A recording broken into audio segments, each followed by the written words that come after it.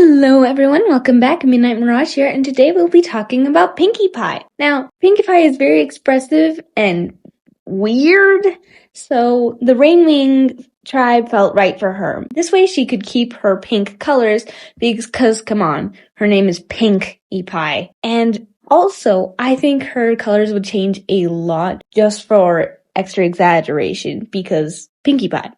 I also wanted to be able to make those really twirly tail, and the Rainwings do have extra long tails, so I did that here.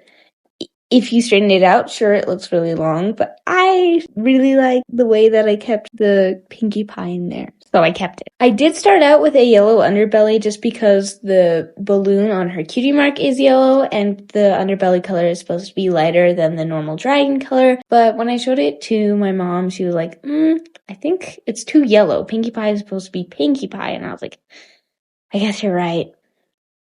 But I did like the contrast between the yellow underbelly on the tail and the pink on the tail. So I just made it fade from a pink underbelly for the neck and body into a yellow underbelly when it got to the tail part. That way there was still a lot of the cutie mark in her, but Pinkie Pie didn't look so yellow.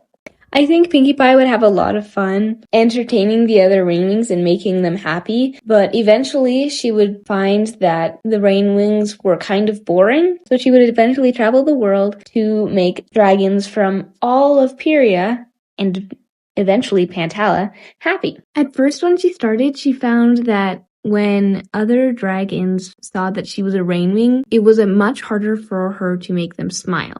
So she started disguising herself as the different tribes while still being her Pinkie Pie self. But as her life went on and the war ended, she was able to go back to her normal colors and stay that way while still making lots of dragons smile. I like to think she would make little dragonettes giggle by changing into different tribes and different fun colors. Maybe she would disappear entirely and go, boo! I feel like that's something Pinkie Pie would do. Because of the way she's positioned, you can't see the ends of her wings, but there is a Pinkie Pie cutie mark there, which is why I put the cutie mark and arrows towards there. I also put her cutie mark on her neck. This is because I've been trying to put a cutie mark somewhere on them and on their wingtips. And I was like, oh, I should have done the scales as her cutie mark.